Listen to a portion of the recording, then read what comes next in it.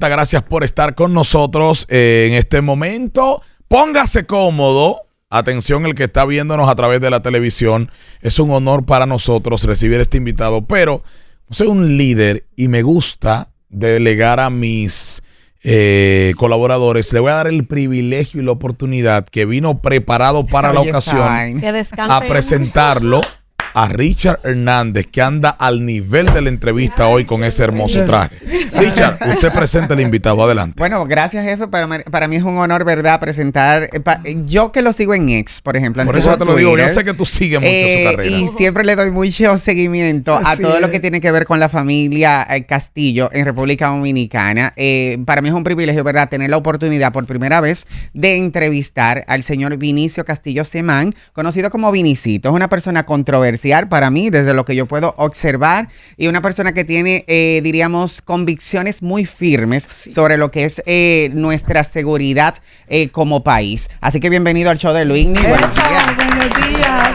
Muy buenos días, distinguidos amigos. Para mí un gran honor estar en esta mañana aquí con ustedes y presto a responder las preguntas que tengan a bien formular. Igual para nosotros. Esa posición controversial que siempre usted ha tenido en este país, ¿le ha funcionado? Porque siempre está como en la palestra y su opinión tiene un peso. Mira, cuando ustedes vean un hombre público, político, que está en el debate público y no es controversial, tienen que preocuparse. Porque en un país lleno de problemas, con muchos intereses, el que no confronta, el que quiere estar bien con todo el mundo, no es confiable. Lamentablemente, hay que asumir posiciones. Sí. Y cuando uno asume posiciones con firmeza, con convicción, que no le importa enfrentar intereses poderosos, pues se crea una imagen que a lo mejor para el político tradicional no es lo ideal, porque los asesores de marketing no haga eso. No haga eso porque no te conviene, porque va a creer, te va a hacer una imagen de controversia, pero en realidad la controversia es parte de la democracia, fundamental. Es un choque. Yo soy un amante del choque de las ideas. Con respeto, creo que el debate enriquece porque edifica al ciudadano de a pie sobre las distintas posiciones. Excelente. Bueno, ayer el senador del Distrito Nacional, Omar Fernández, respondió a diríamos, declaraciones de su hermano Pelegrín Castillo en nombre de... y Omar justamente, diríamos, dice que en su momento los Vinchos, es decir, la familia completa, dirigió la política migratoria de República Dominicana, que por ende ustedes tienen mucho más responsabilidad que el presidente Fernández, ¿verdad?, que haber sido presidente en no haber hecho algo con este tema de la migración en el país. Mira, fue muy lamentable las declaraciones de Omar, refiriéndose a mi hermano Pelegrín. Sí. Pelegrín primero fue uno de los mejores legisladores o el mejor legislador que ha tenido este país. Pasó 20 años en el Congreso con un récord envidiable de leyes aprobadas, de iniciativa. Y Pelegrín, a esas declaraciones que se refiere Omar, lo que había dicho es una realidad. Analizando la problemática haitiana, dijo que había una culpa compartida de todos los gobiernos, sin excluir a ninguno, que era un problema nacional donde todos, de una manera u otra, los que han gobernado han tenido una cuota de responsabilidad, incluyendo los gobiernos del doctor Leonel Fernández. Ese fue el contexto de lo que mi hermano, en un análisis que es correctísimo, lo que dijo, planteó.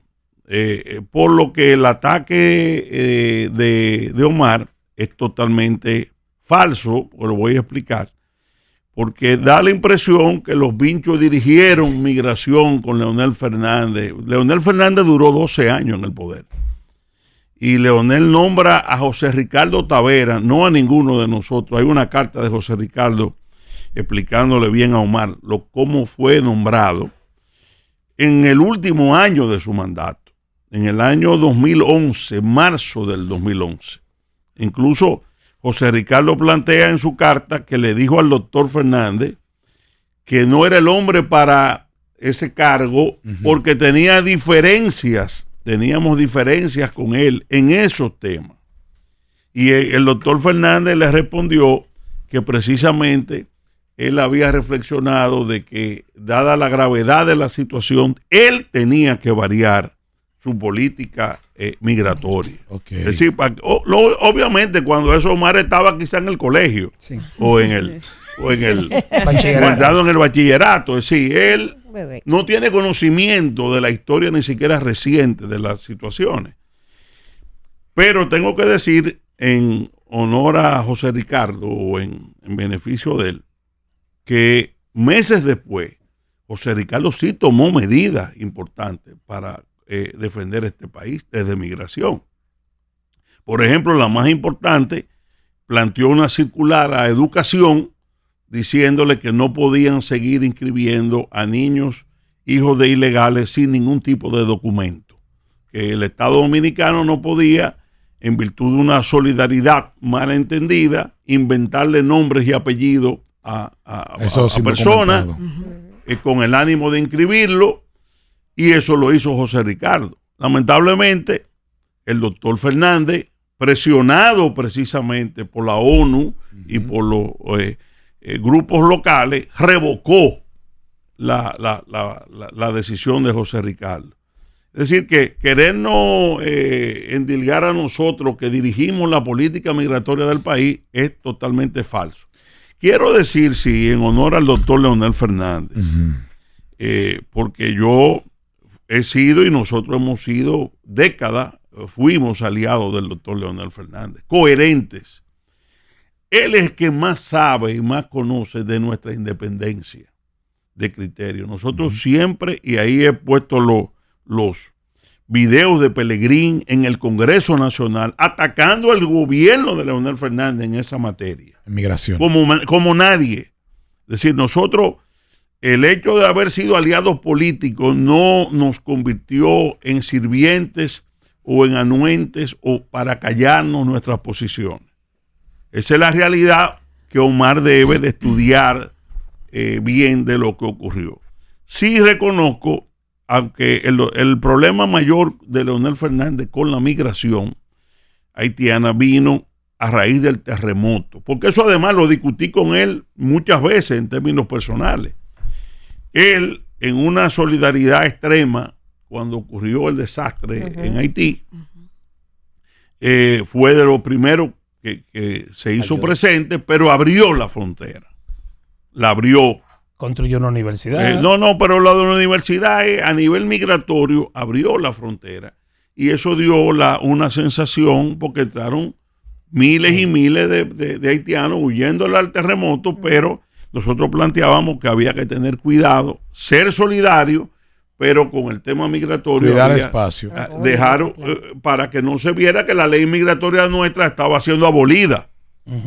Y ese periodo obviamente creó un ambiente de que el doctor Fernández fue muy anuente a la migración. En honor a la verdad, el mayor aporte que el doctor Leonel Fernández hizo en la causa de defensa del país fue en el apoyo que él le dio al Tribunal Constitucional y a la sentencia 168-13.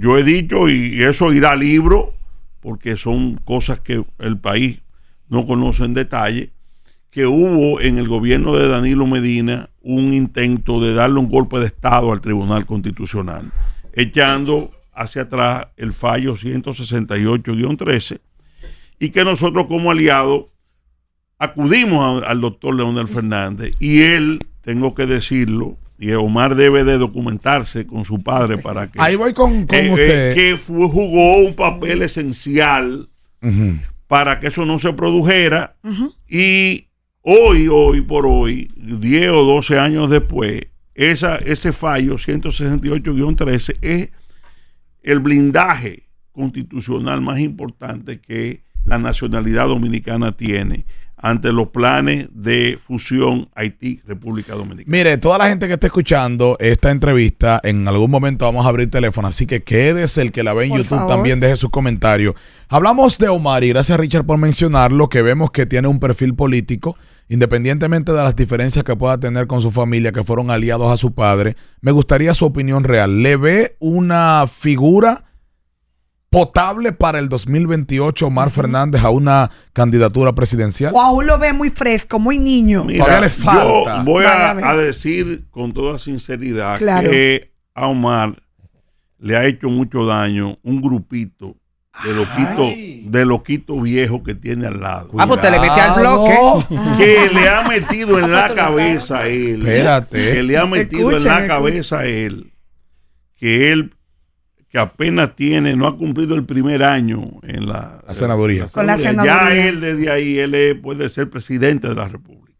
Y no puede ser, no Pero, es así. escúchame, los procesos con su padre, porque si no tuviera su padre, bueno, con su padre, el doctor Leonel Fernández, que es el líder de su partido, y un hombre que acaba de sacar casi un 30% hace unos meses. Ujú. A Omar le pasa, yo soy abogado, como muchos jóvenes que yo he visto en mi profesión, que sus padres tienen grandes fortunas y que, en este caso, fortuna política, Ajá, la hereda. se desesperan y antes de tiempo quieren salir de los viejos y heredar en vida lo que es el liderato de sus padres. En este caso, no un patrimonio, sino el tema de políticamente. Y yo creo que él lo que debió de hacer fue concentrarse en su trabajo legislativo y asumir estos temas. Estos mismos temas de defensa de la nacionalidad, de apoyar. Fíjate lo curioso. Una rueda de prensa llena de periodistas ahí en el Congreso. Y en un momento donde se están implementando medidas sin precedentes en los hospitales y las maternidades. Y no hubo una sola pregunta al senador del distrito. ¿Usted apoya las medidas del gobierno con respecto a las parturientas? No. El eje central fue un chisme de que Pellegrín en un análisis había dicho de una culpa compartida con el tema migratorio. Entonces, él le han metido en la cabeza que a base de puro marketing él puede crear una candidatura presidencial. Pero no está siendo muy duro usted con él. Yo estoy siendo sincero. La realidad es que el 95% de la fuerza del pueblo está alineada con su papá, Con Leonel, para ser el candidato presidencial, que desde ya lo es. Pero eso no le quita, señor Castillo, que él tiene ya un reconocimiento y una aceptación. Claro, pero a eso me gustaría también pero escucharlo claro, a usted. Omar. Usted reconoce lo que ha logrado en poco tiempo. No, él no ha logrado. Vamos a ver qué es lo que ha logrado. No, yo digo, perdóneme. Vamos a ver qué es lo que ha logrado. Perdóneme, yo digo en el Ok. reconocimiento No me ponga popular. palabras. Oye. No, Sí, en el claro que reconocimiento sí. popular. Claro que sí. Fue diputado y Si ahora él se senador. Y ahora administra, senador. Omar lo que tiene son 32 años. Sí. Si él- 33. 33. Si él se administra bien Ajá. Ok. y no se desespera, Y toma su proceso. y se concentra en lo que tiene que hacer, labor legislativa de senador, Ok.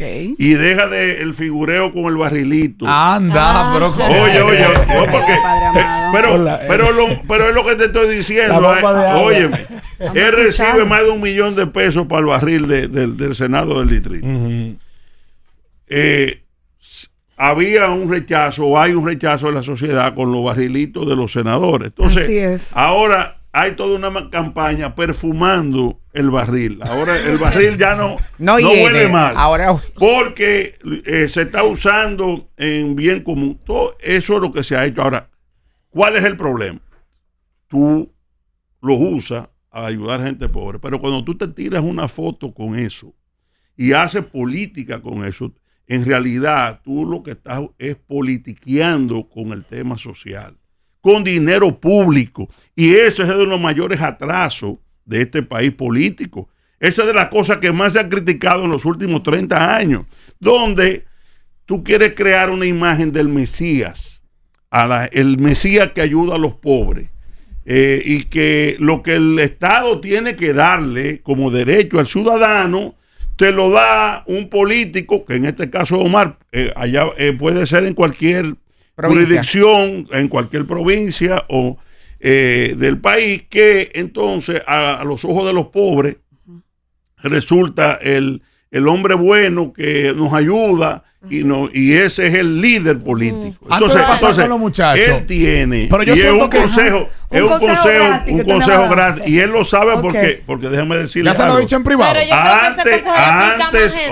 Antes de nosotros distanciarnos políticamente, porque recuérdate que nosotros hicimos campaña juntos. Claro. Yo era candidato a senador y él era diputado. Y era diputado, así es. Antes, en este proceso antes de las elecciones, de él ser candidato y de yo ser candidato, yo se lo dije en la sala de mi casa, que él me visitó.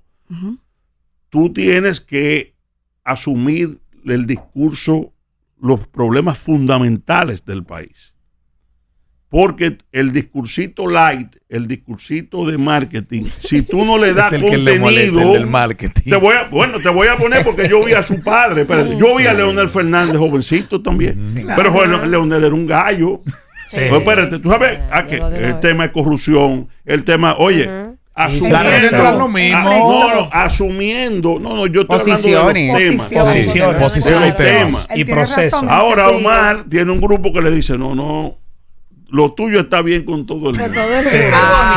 Es ser foto y videíto. Dale ya. Oye, y con eso ya no hay nada que... Ya usted ganó con eso. Ha estado muy en la palestra la ministra Farideh Raful. Ella ha sido noticia titular por varias semanas. O bueno, me diría meses desde diciembre. Bueno. Entonces me gustaría saber que si usted entiende que detrás de la ministra existe alguna campaña negativa o usted apoya las decisiones que ella ha tomado, si va por buen camino o no. Bueno, yo he apoyado, a pesar de que no tengo una relación, yo nunca he hablado con Farideh personalmente, y le he adversado en el pasado por temas, precisamente con el tema haitiano. Ella, cuando llega al Ministerio de Interior, escoge un perfil de un mal social, que es el de los ruidos. Evidentemente, el país hay un desbordamiento en el tema del control de los ruidos. Y yo esa campaña de ella la apoyé y la apoyo porque resulta una tortura para la generalidad de la gente de trabajo, la gente buena que trabaja, que se faja, tener en sus barrios hasta altas horas de la noche una música que no deja dormir a la gente. Eso y no deja tranquilidad. Yo creo que eso es una causa noble y correcta. Obviamente, como todo, se llegan a excesos, porque quien tiene que ejecutar esa orden ante un pueblo que está acostumbrado a vivir sin regla, no es fácil, porque es bueno de aquí, de un micrófono decirlo, pero cuando tú tienes 40, 50 mil hombres en la policía regados a nivel nacional, ahí vienen excesos y situaciones que evidentemente crean con el impacto de las redes. Ahora 10 incidentes que no es nada en función, te crean una imagen de que estás cometiendo grandes arbitrariedades. Yo creo que ella debe de cuidarse de una cosa, y se lo digo por aquí, de no crear una imagen de prepotencia, porque en este país, y en la historia está ahí, el poder es una sombra pasajera para todos los funcionarios y para todos los presidentes. Se ha visto muchos gobiernos subir y bajar, y mucha gente que ha sido desde que se siente el empoderado, y después usted lo ve y usted dice, pero ¿y ese era fulano? ¿Y ese era? Entonces, ¿qué le digo a la ministra? Que siga con su lucha, pero que modere hay algunos términos. El ruede, ¿a usted no le gusta el ruede? No, claro que no. Lo dijo que no le gusta el ruede. Porque primero no es de una ministra. tú tienes que ver también que hay una jerarquía de respeto y la investidura del estado de la investidura que tiene. El ruede puede ser para un tigueraje. Sí, pero es que el ruede va dirigido a un grupito. Ajá. Para que ellos entiendan que ella está consciente. Pero ¿qué pasa? El que no está en ese grupito y lo ve y dice, pero ministra, se ve chabacana. Así es. Y hasta cierto modo trasluce arrogancia o prepotencia. Y eso creo que le hace daño a ella y daño al gobierno. Ok. Sí. Porque también suceden cosas. El director de la policía cometió un error, él no es abogado. Con la barbería. Con el tema de la barbería y la gente se va mezclando una cosa con la otra y ya cuando tú vienes a ver, tú abres esos teléfonos y ella está metida en un lío. Metida en un lío grande. Claro. Dos preguntas, doctor. Dos preguntas. Ay, porque aquí hay que hacer dos preguntas. Somos mío. muchos. Me llama la atención su segundo nombre, Vinicio Aristeo Castillo Semán. Sí. Dígame dónde viene el Aristeo, que me llama mucho la mío, de un hermano de mi padre que se llama Aristeo Castillo. Médico. Pero lo mataron, doctor. Sí. Bueno, No. Ese nombre es extraño. Aristeo. Él no lo usa, pero él lo tiene. Yo lo tengo ahí. Guardado. Tengo que confesar que cuando estaba en el colegio me daban muchas cuerdas. Sí, le hacían bullying. Los tigres de los compañeros. Le hacían bullying. Aristeo. Y por lo que escuché de usted, ¿está usted de acuerdo que los niños de padres ilegales haitianos no sean aceptados en las escuelas nacionales? Mira, yo estoy de acuerdo en lo que hacen todos los países del mundo. Tú no puedes, en este caso, enviarle a Haití el mensaje de que las escuelas nuestras están a disposición de su población sin límite. Tú no puedes inscribir a un niño sin nombre y apellido porque el profesor no le puede dar identidad civil. Eso es un crimen contra el niño. Ay, sí. Wow. Lejos de ayudarlo, como dicen una serie de gente que defiende estas cosas. Cuando tú inscribes a un niño y le pones un nombre inventado, que no tiene un soporte, que ese niño se relaciona con sus compañeros con un nombre y un apellido. ¿Y qué vamos a hacer cuando ese niño llegue al bachillerato y se dé cuenta que no tiene, que todo eso ha sido falso? Sí. Que no tiene identidad. Que no tiene identidad, que no tiene sustento. Ese es un crimen. Que no existe en El el primer mundo. derecho humano de una persona es la identidad, lo que nos separa Así de los es. animales, del mundo animal. Bueno, usted tiene un nombre, un apellido, usted es hijo de fulano, su abuelo, si no tiene, pero tienes una identidad civil. Ya está los animales. Entonces tú no puedes, en base a una humanidad malentendida, falsificar masivamente identidades. Y en el caso nuestro particular, menos. Porque el mensaje, igual que los hospitales, y ese es el gran mérito de estas medidas que se están tomando, en un momento en que Haití colapsa totalmente, fíjense, hagan énfasis en el análisis de esto que les voy a decir. Extrañamente, las bandas militares delincuenciales de Haití atacan hospitales y escuelas, Wow. que no son objetivos militares, ni de interés, o no deben serlo. No deberían. ¿Pero para qué? Para que toda esa masa que va a hospitales y a escuelas vengan a la de la República Dominicana. Y si la República Dominicana los recibe, yo he dicho, haciendo un símil, un símil no, yo hago una expresión, he dicho una expresión, pendejo es el haitiano que se queda de aquel lado, cuando tú tienes en las escuelas desayuno, comida tan extendida, todo gratis y nombre y apellido inventado ahí. Oye,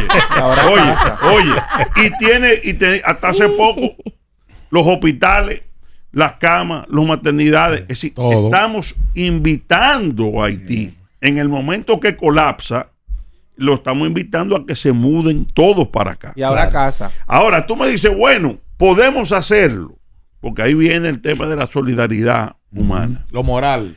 Tú puedes ayudar a tu vecino hasta un punto. Claro. Tú le dices a tu vecino, mire, le falta un plato de comida. Yo se lo Venga, paso hoy. claro. Pero cuando el vecino dice, no, espérate, en base a la solidaridad, yo me voy a mudar para tu casa. Ya es mucho. Hay un tema. Y esa es la situación.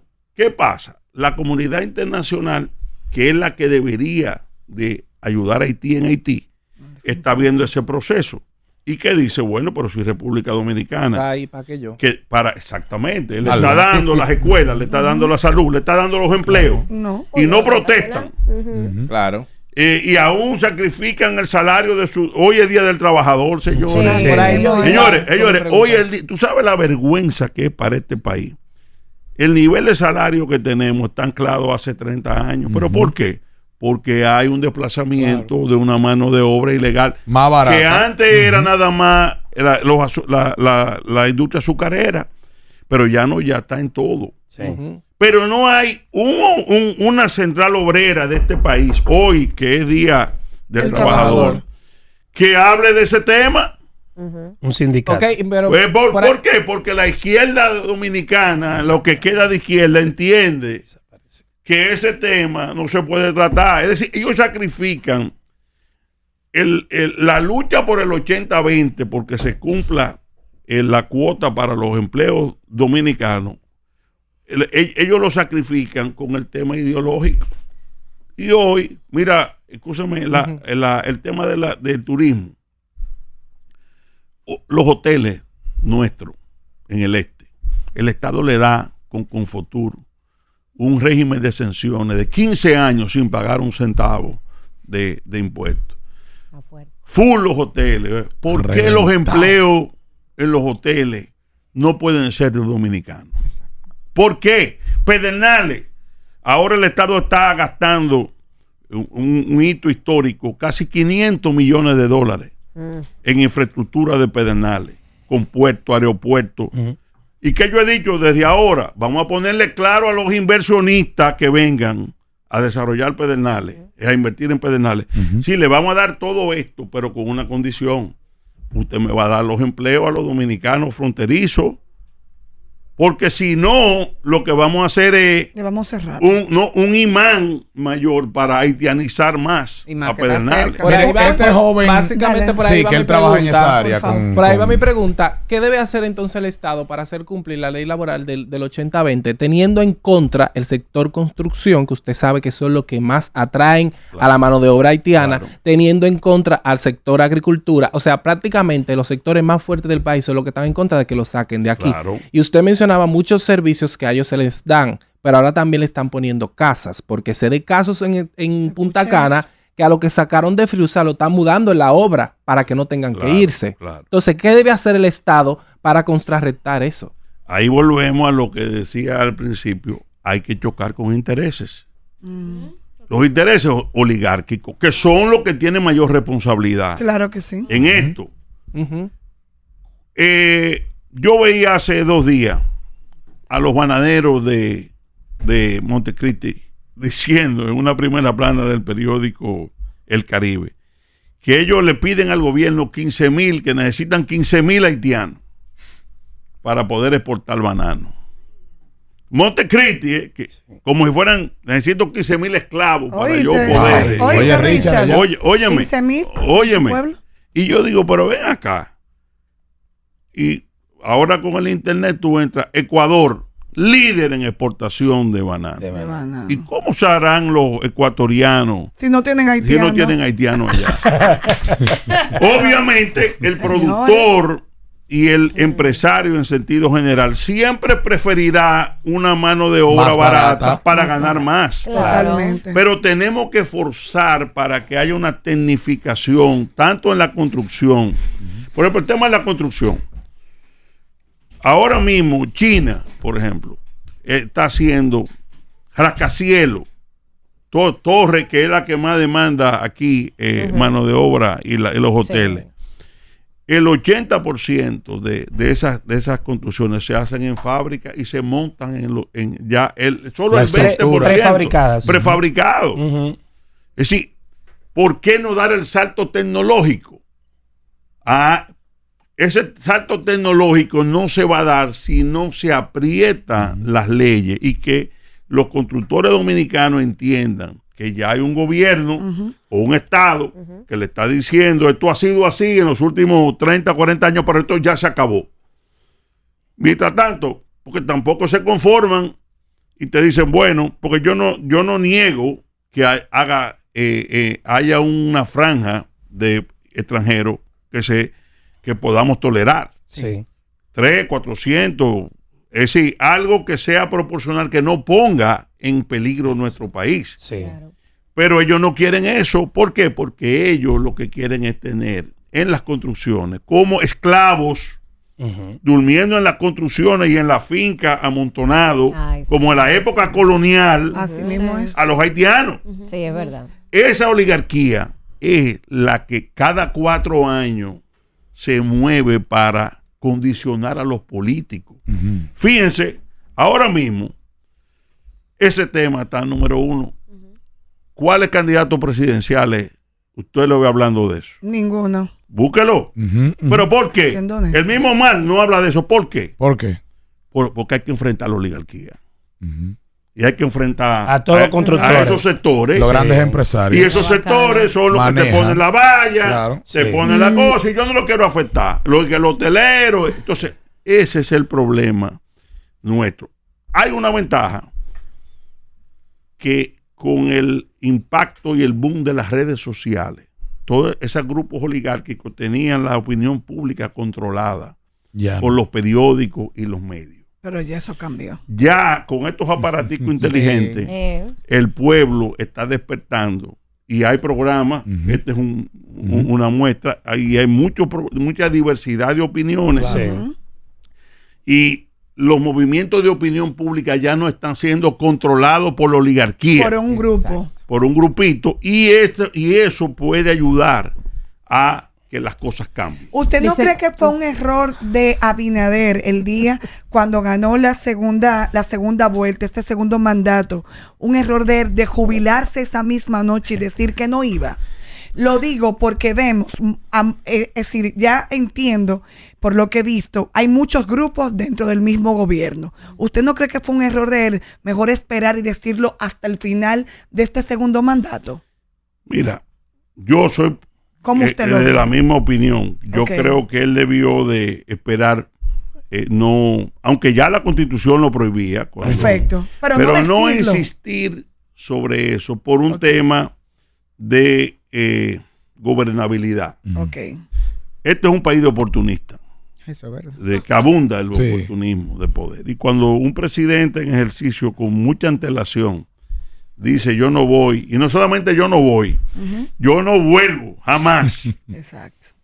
es muy bonito el gesto histórico, porque que es lo que ha motivado a Luis en eso, porque Luis lo que ha querido dar una lección hacia el futuro, un legado El de que primero. yo con 57 años, teniendo todo el poder para quedarme aquí, si quisiera reformar, yo Que lo tenga que el he poder. usado ese poder para evitar Cerrarme la puerta. cerrarme la puerta y cerrarse la otra en el futuro para que haya recambios democráticos. Ese es el Es admirable. móvil admirable. Ujú. Los pueblos muchas veces no ven, no valoran hasta Sí. mucho tiempo después, porque es admirable, pero usted hace una encuesta y le dice, no, eso es pendejo, eso. Yo digo, ¿cómo yo voy? Sí, Licenciado. porque es así. Pero hay que ligar ese fin alto del presidente con lo que es el día a día. Ya cuando se acerque, porque todavía estamos lejos, Ujú. pero ya cuando entre en la curvita de la Paraguay, 27. oye, cuando entre el 26, 27, Ujú. ese poder va disminuyendo Totalmente. y su autoridad, tanto en el país como interna en su partido. También. Claro, porque en la medida que tú pierdes poder, ya a los que te deben respeto o te temen, Ujú. empiezan a disminuir. Y más sabiendo que tú no Dice- vuelves. Y no va a ahí, correr a Naya. y ahí va a depender mucho de la conciencia democrática que tengan histórica Ujú. los precandidatos, de no repetir la historia del pasado del PRD, que está ahí y que fue en gran modo uno de los elementos que lo detonó, que fueron las grandes divisiones de sus dirigentes que eran hermanos. Porque Compadres, el poder, hermanos. mira, el poder es una cosa increíble. Que divide. A mi padre, le voy a hacer esta anécdota. Cuando Danilo ganó en el 12, yo veo que mi padre le hace una carta común, pero no había pasado nada, a Leonel y a Danilo. Y yo, ¿por qué tú le haces una carta? A los dos. A los dos, común, Ay, ay, ay. hablando de la unidad que ellos debían de tener. Visionario. Pero viejo, pero pasa algo. Digo, no, óigame, manda. Le mandó 2 cartas. Pero antes de cualquier El lío de problema, explotar todo eso. porque mi padre, con muchas horas de vuelo que ha visto, me dijo, mi hijo, el poder tiene una maldición que yo he visto dividirse y la historia, a grandes amigos, a grandes hermanos, y efectivamente, Él vio todas la las preocupaciones, y eso es de las cosas que tiene que vacunarse el liderazgo joven del PRM que está aspirando, porque no solamente es la cúpula arriba. Cuando tú organizas con tanto tiempo las tendencias, que hay gente que no quiere que le llamen tendencias, pero son tendencias. Sí. En los pueblos, sobre todo, se radicalizan esas luchas. Más que los líderes. Entonces ya para tú recoger eso y restañar heridas que quedan de la contienda, no es tan fácil.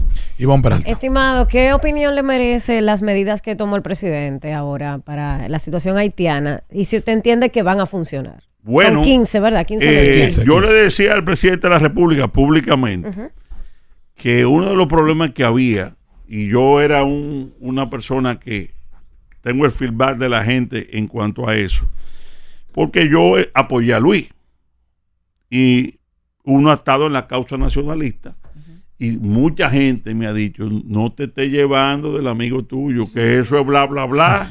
Ay. Pero en el fondo no ha tomado ninguna acción. En el fondo estamos peor. Es decir, mucha gente descreyendo de el gobierno y del presidente. Y yo defendiéndolo. En el sentido de que él va a reaccionar. Él va a reaccionar. Lo que pasa, volvemos a lo mismo, que cuando ha querido reaccionar vienen las oligarquías, la presión, se le va a parar el país, la construcción, se le va a parar la agricultura, sale el Invercruz, la ONU hablando. Es un grupo de presión. Claro. Ahora, efectivamente, las medidas el presidente las toma, que están en el Pacto de Nación, que mi hermano Pelegrín fue uno de sus promotores. Y de todas esas medidas, yo dije desde el principio, la más importante es la de los hospitales, las maternidades. Las parturientas. Pero no solamente porque era la más importante para el país, ese tema crucial, sino porque él le puso fecha. Sí. Entonces, lo que haga o no haga se va a ver en 15 días. Y si las medidas funcionan o no funcionan, se van a ver ahora. Están vacíos los hospitales. Señores, y tal y como yo se lo dije públicamente 1000 veces, hoy la invasión de vientre está detenida en más de un 60%. Y yo le aseguro a ustedes que en un mes más, si se mantienen como deben mantenerse y institucionalizarse estas medidas, en un mes no vamos a tener que deportar a ninguna parturienta, ni a ninguno recién parida. ¿Por qué? Porque no van a venir. No van a venir. Pero al mismo tiempo le estamos mandando a la comunidad internacional el mensaje correcto de que se acabó el tener los hospitales de República Dominicana a su disposición. Háganle su maternidad de allá. Háganle sus hospitales allá. Y tengo que decirlo, aunque algunos dirán que eso es una lisonja mía al presidente, pero la verdad hay que decirlo. Es una medida valiente. Sí. Que ningún presidente lo había hecho precisamente por el chantaje que recibía. Que me dio mucha pena ver al PLD institucionalmente rechazar esas medidas. Mire, conversamos. Que la mayoría de yo he dicho y escribí antes de venir para acá, yo he recibido 4, 5, 6 llamadas de dirigentes del PLD que me han dicho, no estoy de acuerdo con la posición de mi partido. nosotros apoyamos lo que se está haciendo, porque este es un tema de país. Claro. Este tema podemos matarnos políticamente en otra en diferencia, otro pero en escenario. el tema de Haití, Unidos. con un Haití colapsado en manos de banda, este Sí. país necesita unidad nacional. Conversamos con Vinicio Castillo Semán, para la gente que está en sintonía, una entrevista exclusiva, así que tranquilos. Luego de la pregunta de Mara, le damos la oportunidad a un oyente para que haga una pregunta al aire. Licenciado, el énfasis de su discurso cuando se postuló para Senado del Distrito por la FNP es la construcción de un muro para evitar la entrada de ilegales haitianos y otra, dar internet gratis a la masa pobre. Mi pregunta va por estas dos. ¿En algún momento se ha pensado cómo controlar la salida masiva de dominicanos para la entrada ilegal en los Estados Unidos, donde se han visto muchas muertes porque simplemente los dominicanos no tenemos calidad de vida, ni siquiera una fuente para ingresos? Y la otra es si el énfasis de su discurso se basaba en la tecnología, porque estamos en la era de la tecnología, el Internet, ¿no es un poco predispuesto de su parte a atacar a Omar por el hecho de que él quiere que se vea el trabajo que está haciendo? Tiene el conocimiento adquirido por el estudio y ahora está teniendo más conocimiento en el área de terreno. Esto, el que él sea joven y quiera hacer las cosas en la era de la tecnología, no le quita el que él pueda hacer un buen trabajo. O sea, ¿no entiende usted que está un poco predispuesto en esa área? No, yo lo que le critico a Omar es que use millones de pesos del Estado Dominicano, que no son de él, para hacer campaña política a través de ayudar gente. Okay. Eso es clientelismo, se llama. Okay. Y ese de las taras de la vieja política, vamos a decir. Aquí eso es lo que se ha hecho a nivel... Pero, don Vinicio, hay muchos senadores que no hacen nada, se quedan con los cuartos y ni no, siquiera... quizás tú no lo ves público. Lo hacen, pero no lo publican. Exacto. No lo publican. Porque tú vas a cualquier pueblo, a cualquier Todo pueblo, lo hacen, óyeme, los caciques políticos de los pueblos son los diputados y los senadores. Sí, es verdad. Se murió una gente, van para el senador para que le dé una caja de muertos. Se murió, que fulano está, pero tú no ves a ninguno de esos está retratándose y tirándose. Esa es la verdad. Y eso es lo que yo le he criticado. Okay. Con respecto al muro, yo tengo que decir, y es uno de los puntos de coincidencia con Luis, quien propuso el muro originalmente fue mi primera iniciativa en el Congreso de la República. Fui yo. Cuando yo lo hice hace 10 años, me cayeron arriba. Como la clase política me lo rechazó. Yo armé un avispero, una revolución ahí. Yo era aliado del PLD. Sí. Hubo tanto miedo en el Palacio, siendo yo aliado de Danilo, que Rodríguez Marchena dio una rueda de prensa en el Salón Orlando Martínez para decir que el gobierno no tenía nada que ver y que no estaba de acuerdo con el diputado Castillo. Los conceptos emitidos son exclusivos de Castillo. Porque la sociedad civil, la prensa, se vio como una posición extremista, que era que yo era un extremista, tremendista, y la realidad no ha dado la razón. Sí. Hoy, gracias a Dios, toda la clase política está a favor del muro. Sí. Excelente. Y al revés, lo que se le está criticando, creo que con legítima derecho, al gobierno es que está lento y que debe fortalecerse porque... y yo creo que el presidente Abinader con Trump en la Casa Blanca debiera de hacer acuerdos con Trump y las compañías norteamericanas que están construyendo el muro en Estados Unidos y traerla para acá. Muy bien. Para que nos ayuden a controlar esa frontera, que no es solamente un tema de inmigración, es un tema de tráfico de drogas, tráfico de armas y de toda...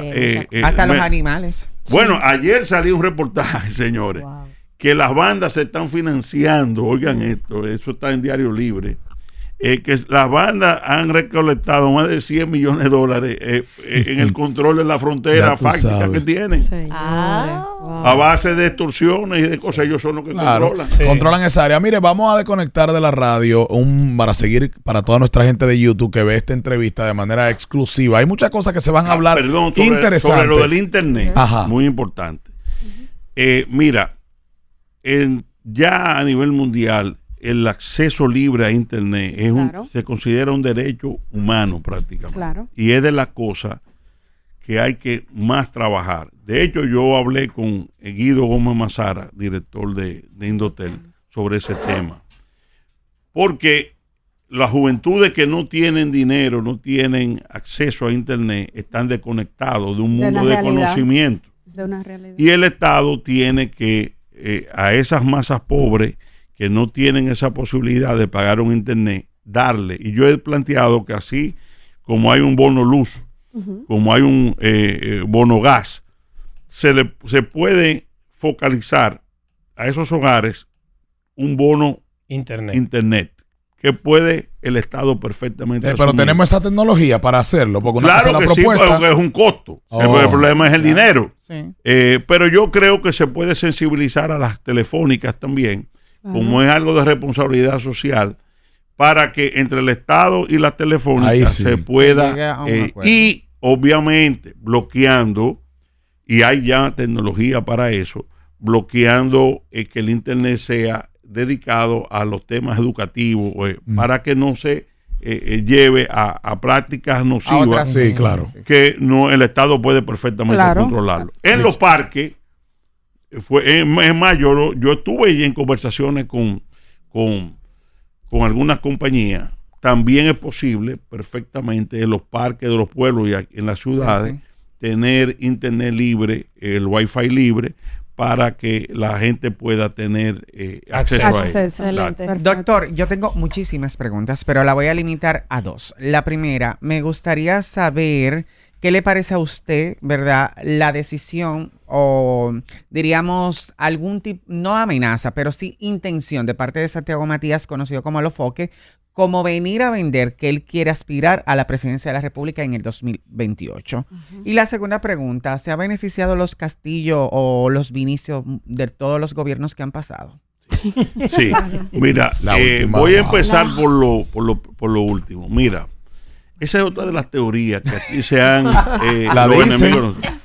Nosotros somos pican en todo. Para que para que de sepan algunos o lo que no sabe, nosotros tenemos nuestra oficina de abogados, es la más antigua del país, de 1901. Wow. Está ahí en la Lincoln. Pelegrín Castillo, mi abuelo, que fue uno de los mejores abogados de este país, hijo de un héroe de la restauración. El pueblo de Castillo se llama así por el general Manuel María Castillo Medrano, héroe, primo hermano de Mella, el que tiró el trabucazo. Es decir, nosotros somos una familia que viene con esa tradición. Mi abuelo fue ministro de la Fuerza de Guerra en aquel momento, ministro de Justicia, y fue un hombre muy prominente. Mi padre, no tengo que decir, uno de los mejores abogados de este país desde que tenía 22 años. Nosotros nunca hemos vivido de gobiernos. Nunca. Nosotros hemos vivido de nuestra profesión. Pero para la gente al estar en cargos políticos. Ahora, ¿cuáles son los cargos? Por ejemplo, en mi caso, yo nunca fui funcionario en los 20 años del PLD, funcionario de gobierno. Quizás por las alianzas es más, quiero decir, en honor a la verdad, que cuando hicimos el pacto con Danilo, él cuando ganó me dijo, el cargo que tú quieras en la casa de José Ramón Peralta. Y le dije, no quiero cargo público. Porque yo mi forma de ser, yo no cuando tú eres funcionario público y no estás pensando en ir a robar y en hacerte rico, tú ves las cosas de manera distinta. Cuando tú asumes un cargo público en un gobierno, tú eres funcionario, tú tienes que sí tener una obediencia del presidente de la República.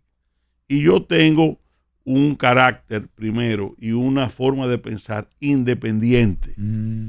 Es decir, yo lo que digo, ustedes lo ven en las redes, lo expreso es lo que creo. O sea, no recibe línea. No, es lo que hay que hacer, oye, y lo sabe Leonel, y lo sabe Danilo, y lo saben los hemos sido amigos en distintas etapas, pero todo el mundo sabe cómo uno se maneja, y cuando uno tiene una convicción, la asume con firmeza y no tengo que ver con que yo sea amigo o no sea amigo. Sí, esa es la realidad. En el caso de mi padre, también que se ha creado, mi padre fue en el gobierno de Leonel Fernández el jefe antidroga del país, el consejo de drogas del país.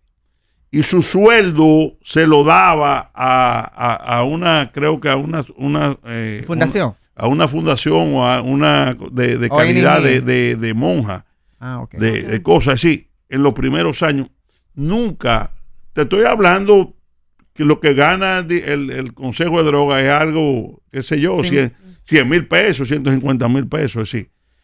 Nosotros nunca, el otro cargo que asumió mi papá en el gobierno de Balaguer fue 1 año y pico, director de la reforma agraria. Pero también asumió el de ética gubernamental, ¿no? En un Es momento. cierto, pero la ética gubernamental. Pero mire aquí, mire ese comentario que acabo de leer en el Instagram, en la foto que publicamos. Su familia se ha enriquecido en cada gobierno y ahora le tira a Omar. O sea, es una voz que han repetido y han puesto como... Porque es una campaña de nuestros enemigos. Es una campaña de nuestros enemigos. De ese grupito. ¿Y ustedes tienen muchos enemigos? Pero que te responda la de... Bueno, los enemigos que tenemos son cuando tú estás enfrentando sectores, volvemos a lo mismo, a la oligarquía, por ejemplo, que controla los medios. Cuando tú enfrentas el narcotráfico, claro que tenemos muchos enemigos, lógico, y que han querido y no han podido destruir el prestigio, la dignidad de nuestra familia. Es lamentable que sea el grupito de loquitos viejos que Omar tiene manejándole las redes. Porque déjame decirte algo. Tú te pones a ver la declaración de Omar y tú dices, bueno, él ni siquiera habló de los pinchos. Fíjate lo que es la manipulación mediática. Sí, él no habló de los pinchos. Pero su equipo de prensa, que es una serie de vagabunditos, espérate, que tiene, cogió eso y mandó esa nota. Y que los regó, denle meta mano. Y le dio, y toda esa porquería que hablan ahí, es obra de ese grupo. ¿Entiendes? Entonces, queriendo poner que nosotros hemos sido beneficiados, que busquen una obra en los años de Leonel, a los Castillos.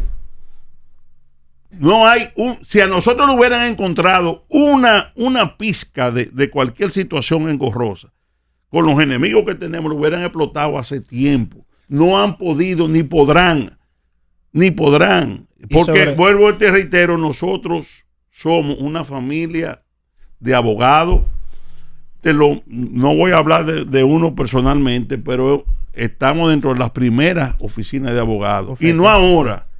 Desde hace 122 años. Casi nada. Doctor, no me respondió la pregunta sobre Santiago Matías. Él tiene derecho a aspirar a los foques. Santiago Matías es un ciudadano dominicano. Claro. Y está en su pleno derecho. Estamos en una democracia. Cierto. Puede aspirar a cualquier cargo público. Sí, pero espérese, porque veo que con Santiago me está respondiendo muy suavecito cuando más le hemos dado duro. Pero yo no le ve las condiciones. Pero usted entiende que tiene condiciones como... sobre todo eso. Óyeme.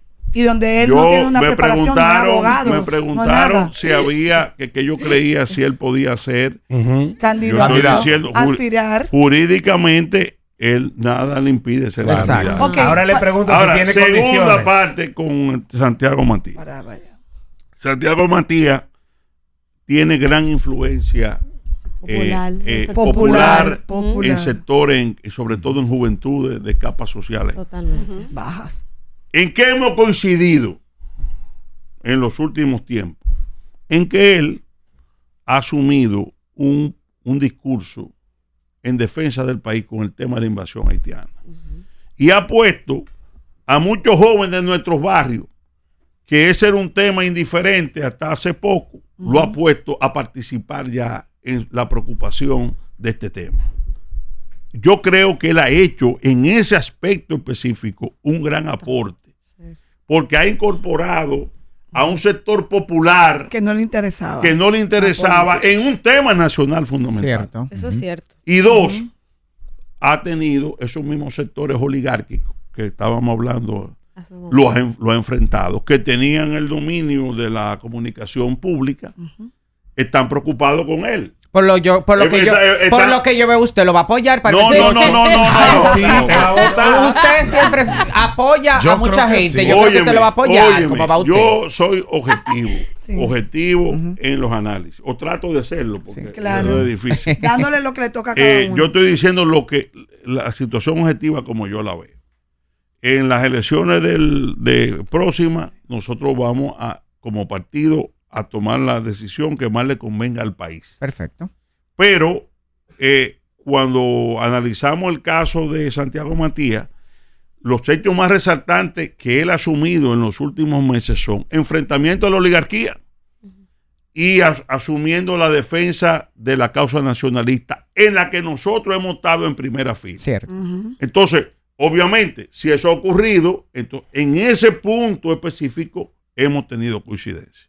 La Fuerza Nacional Progresista, la Fuerza Nacional Progresista, veo que en las últimas elecciones nunca ha sido presidenciable, siempre se une. No, Pellegrini, mi hermano, Pellegrini fue candidato presidencial. ¿Cuándo? En la anterior. Sí. ¿Y usted cree que pueda volver ahora otra vez? Esas son de las cosas que se van a analizar en su momento. Mira, siempre hemos planteado que esta lucha, y por eso yo fui candidato a senador en las elecciones pasadas, debe haber una expresión política a la lucha nacionalista y de defensa del país desde el Congreso. Ese fue el esfuerzo que hicimos ahora en las elecciones pasadas. Obviamente fuimos por un partido como el nuestro y el Partido Reformista, que no eran los partidos mayoritarios, que son grandes maquinarias electorales con muchos recursos. Por un lado el gobierno con 22 aliados y por otro lado el PLD y la Fuerza del Pueblo Unida en la senaduría, y hubo un proceso de polarización entre esos dos grandes bloques, y eso me afectó enormemente en la votación. Pero el interés fundamental que yo planteaba de nuestra candidatura, que sería lo mismo hacia el futuro en una posible candidatura presidencial propia de la FNP, en el caso de Pellegrini, mi hermano, es que hay que darle una expresión política a esta lucha. Porque los políticos tradicionales no quieren tomar partido ni quieren definirse sobre este tema. Un camino. Por eso es la lógica que hemos estado en política, todo basado en el interés nacional y viendo un problema. A mi padre pasaron décadas, desde los 80, insultándolo. Vincho era un profeta de catástrofe porque hablaba del problema haitiano y por el tema del narcotráfico. Oye, y 30 años después, lo que mi padre planteó se está viendo multiplicado por 10. Sí. Esa es la realidad. Ahora, siempre el que asume posiciones firmes va a tener y choca con intereses el riesgo de que sectores con poder quieran desdibujar sus luchas. Por eso usted anda con mucha seguridad. Por eso usted anda siempre con mucha seguridad. Siempre imagínate tú. Porque yo le he visto a usted que yo creo que, llegó el presidente. No. Yo ando con la seguridad que amerita las circunstancias, pero siempre discreta. Preparado. Por temor a que doctor. Bueno, porque hemos tenido enfrentamientos con sectores. ¿Y han tenido atentados, doctor, en algún momento? No quiero hablar de eso, pero claro que sí. Atentados, tentativas de atentado. Mire, hablando de figuras posibles candidatos presidenciales, se ha comentado de Carolina, que desde la alcaldía para mí no ha hecho nada y la ciudad entera está vuelta un desastre. Esa es mi opinión.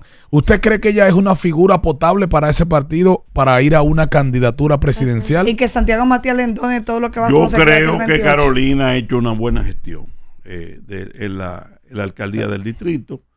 Creo que es hija de Hipólito Mejía, que es de los líderes fundamentales del partido de gobierno. Y creo que será una de las opciones principales a lo interno de ese partido. Porque nadie puede subestimar la fuerza que históricamente ha tenido su padre y por tanto esas fuerzas internas en el PRM van a apoyar a Carolina. Y ella reitero, ha tenido una buena gestión. ¿Qué le he dicho a la amiga Carolina públicamente? Me parece que usted, Vinicio, viene en el vehículo y no mira a los lados. Porque no me diga que es una buena gestión aquí a los alrededores. Vemos cómo está esto. Bueno, es mi opinión. Ahora, ¿qué le he dicho a ella y a los otros candidatos? Viene viendo Twitter. El tema no es solamente que tú hayas hecho una buena gestión el tema es... ¿Qué más se le puede sumar? Los temas fundamentales del país. Eso sí. La gente va a querer el electorado. ¿Qué tú piensas de la invasión haitiana? ¿Qué tú piensas de esta medida? Es decir, tomar enfrentarla. Posiciones. Lo que usted habló ahorita. Posiciones que hay que tomar. Que afectan a otros. Que van a afectar a algunos sectores. Claro. Bueno, pero esa es mi posición. Y el electorado la escoge o no la escoge. Claro. Pero usted cree que el país... Y ese tema, eso que yo le digo, por ejemplo, yo he dicho... La primer ministro, la presidenta de Italia, una mujer, pero asumió la causa conservadora, la de derecha, el tema migración, y es una gran líder. Sí. Ese es un modelo que si Carolina coge la línea de esa línea, yo estoy seguro que puede ese perfil, llegar a muchos sectores que va más allá de que yo he sido una buena alcalde. ¿Entiendes? Entonces, hay que darle contenido al debate político electoral y dejar el marketing como un aspecto secundario. Oíste, Omar. Eso de políticos que no se definan sobre temas o que no le dicen a los periodistas, porque tú sabes cómo es, vamos por una red de prensa, pero tú tienes un encargado de prensa que dice, esta pregunta no, estos temas no me lo le van a su línea. Oye, estos temas no me lo toques porque no quiero hablar de esto. Yo estoy totalmente de acuerdo con usted en el tema de que tienen que hablar de los temas y la preocupación nacional, pero también yo siento que muchos políticos simplemente lo utilizan como estrategias para llamar la atención, porque cuando en este país hubo la lluvia, la inundación, todos los alcaldes de lo único que hablaban era de los filtrantes. Ahora todo el mundo habla del tema de Haití. Entonces, aquí lamentablemente nuestros políticos no crean un perfil de confianza porque se montan en olas. Claro. Entonces, ¿qué usted opina de eso? Y por ahí mismo, para aprovechar, ya que ahorita usted me mencionó o hizo referencia a que Faride tiene que tener cuidado con no verse prepotente. Y por ahí aprovecho y le pregunto, ¿qué figuras políticas usted entiende que son prepotentes y que deben bajarle? Bueno. Así es. Métale al bloque. Esa me gustó la última. El algoritmo. En el gobierno del presidente Abinader, yo creo que la principal muestra de que no es prepotente y de que entiende que el poder es una sombra pasajera es el presidente de la República. Sí. El Luis. Sí. Entonces, creo que los funcionarios tienen que seguir ese librito. Y porque la gente no le gusta el funcionario prepotente. No le gusta. Y eso crea ni arbitrario.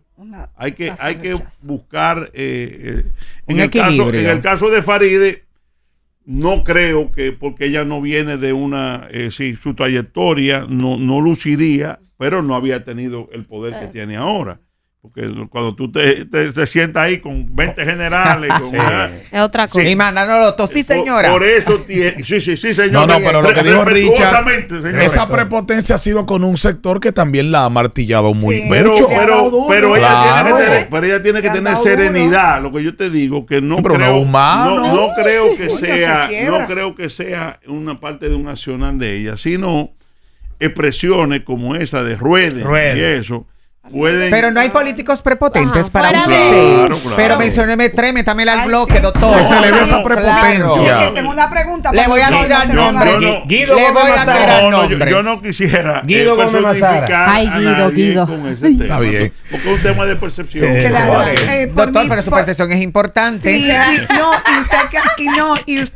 y un hombre que genera controversia. Exactamente, que genera controversia. Y Omar sobre no todo entra ahí, ¿verdad que no? En la prepotencia. de prepotencia. David Collado entra en la prepotencia. Guido Gómez a David, que es un gran amigo, lo que yo le he dicho públicamente es que tiene que ser más accesible. Exacto.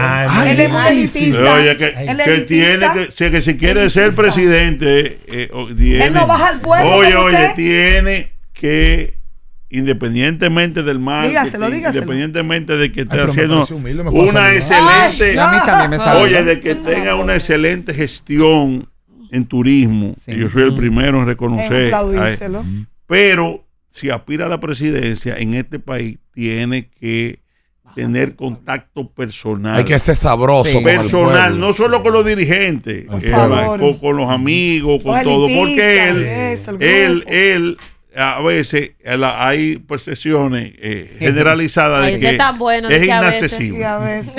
Mire, Robertico es prepotente. Ay, iba para allá.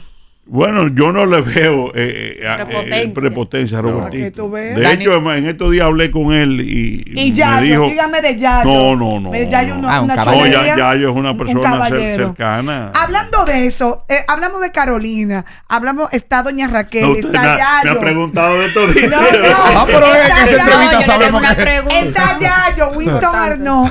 Es una estrella, Wellington Arnaud. Entonces, está haciendo un gran trabajo. Esto es lo que para allá quería yo ir. Estos candidatos, cada quien, se lo digo, que estoy como periodista, cada quien anda con su grupo, ya cada quien tiene como su proyección, porque todos quieren ponerse la ñoña para el 2028. Pero ¿a quién que usted le ve como la mayor fuerza en este momento de todos ellos? Está buena, me gustó esa. Yo estimo que ellos van a poder retener o no el poder en virtud de, primero, internamente su unidad. Correcto. Segundo, que Luis termine bien. Porque si Luis termina mal, ninguno va para ningún lado. Ahí está. Creo que el tema de Haití, este problema con el colapso de Haití y la invasión va a ser un tema crucial. Lo que pase, el país le dio todo el poder al PRM, todo el poder. Y el país está esperando que ese poder se use en defensa del país con este tema de Haití. Así es. Y yo creo que el presidente con estas medidas está sintonizando ese clamor nacional. Y creo que las marchas han ayudado. La movilización del pueblo. La de Antigua. La gente. Sí, porque le da al gobierno el campanazo de que el país, espérate, que el país está exigiendo. Estamos puestos. Yo creo que... Y segundo, la unidad, la madurez que ellos puedan exhibir de sacar un candidato que los unifique a todos y los aglutine. Eso va a ser muy importante. Eso es muy importante. Porque cualquier división, por mínima que sea, 3-4% tú pierdes unas elecciones, porque aquí se gana con más de un 50%. Es cierto. Excelente. Creo que ellos deberán repensar el tema de elegir su candidato al final. Porque con una oposición, con un doctor Leonel Fernández desde ahora, candidato presidencial, en el PLD seguro y pronto será Francisco Javier García, mi amigo personal de muchos años, con dos partidos de opositores mayores, ya con candidatos definidos, haciendo política a nivel nacional, que el PRM se mantenga indefinido en una lucha interna hasta el final, creo que no es tácticamente correcto. Yo creo que ellos tendrán que definir con tiempo para que cualquier enojo que sobrevenga haya tiempo para solucionar, para ellos sanarlo. Doctor, claro. Otro punto que afecta mucho a nuestro país es la delincuencia. ¿Considera usted que le ha quedado grande la delincuencia al director de la Policía Nacional? No, yo creo que la delincuencia es un fenómeno complejo, con muchas causas ahí y creo, yo no culparía al jefe de la policía, al director de la policía. Se ha hecho un esfuerzo. La policía, el presidente Abinader ha invertido muchos recursos en reformar la policía, en profesionalizarla. Desde la gestión de mi amigo Chubasque, hay academia, hay mejoramiento de sueldo, hay tecnología, y creo que hay un ánimo de mejorar las cosas. ¿Cuál es el problema mayor que tiene la delincuencia? El efecto que no es nuevo y lo voy a repetir aquí. El efecto de las consecuencias. Eso le iba a decir aquí. El sistema nuestro jurídico, y yo lo digo porque yo recorrí todos los barrios, la queja generalizada de la gente. Bueno, doctor, si a mí me atracan, yo sé quién me atracó, pero ¿de qué vale yo ir a la justicia a poner una querella?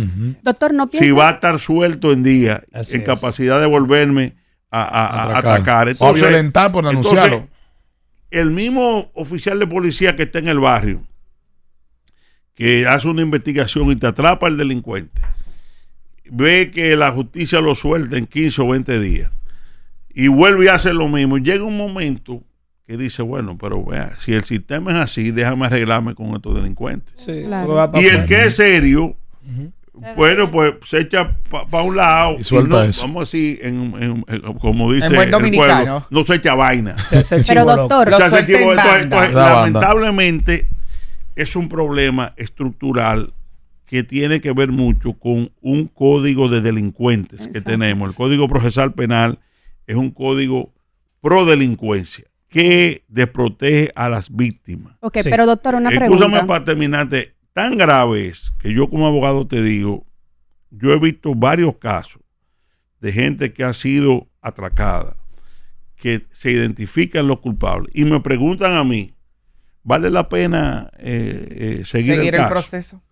Porque, por lo mismo, por el temor, y la persona suelta, son capaces de ir a matarme, claro. De eso así. Entonces, eso se te va amontonando miles y miles y miles de casos.